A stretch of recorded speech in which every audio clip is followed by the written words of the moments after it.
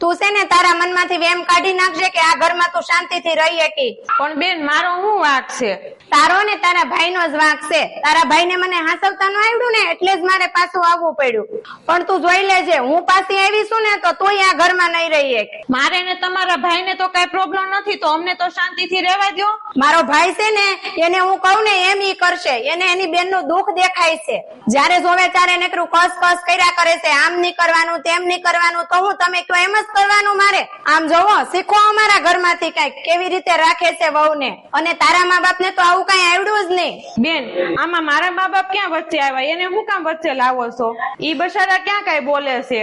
હવે એનામાં ક્યાં કઈ લેવાનું છે? એને તો હરખી વાત કરતા નથી આવડતી. પણ બસ હવે બહુ થઈ ગયું. હું ત્યાં હરખી રીતે નથી રહી એટલે તને અહીંયા નહીં રહેવા દઉં. અરે આ હું હવાર માં શરૂ કર્યું છે તમે બે?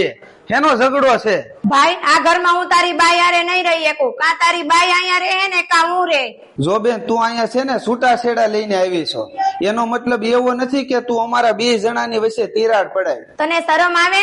તારી બેન ના છૂટા છેડા છાશે અને ઈ પણ તારી બાઈ ના ભાઈ ની હારે. પણ એમાં અમે બે જણા શું કરીએ? હું કરીએ એટલે ઈવડાએ મને કાઢી મૂકી છે તો તું આને કાઢી મૂક. જો હામે હામાનો મતલબ એવો નથી કે તારી હારે આવું છું તે તું અમારી હારે આવું કરાય. અમારા બે જણાને બધું બરોબર હાલે છે.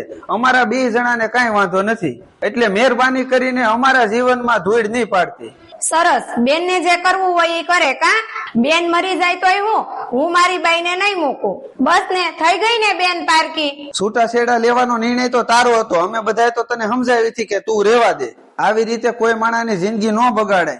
પણ નહીં, તું કોઈનું ન માની. પણ તને ઈ ન દેખાણું કે તારા બેન નો ઘરવાળો તારી બેન ને હરખી રીતે રાખી ન એક્યો. ઈ તો ખબર જ છે કોણ કોને હાંસવી ન એક્યું ઈ. વાહ વાહ, મોટી મોટી પણ બોલી ખરી. હારું ભાઈ, તારે આને કાઢી ન મૂકવી હોય ને તો મારી પાસે એક બીજો રસ્તો છે. કયો રસ્તો? જો તારે તારી બાઈ ને આ ઘરમાં રાખવી હોય ને તો તું એને કહી દેજે એને એના મા બાપ ની હારે ક્યારેય વાત નહીં કરવાની.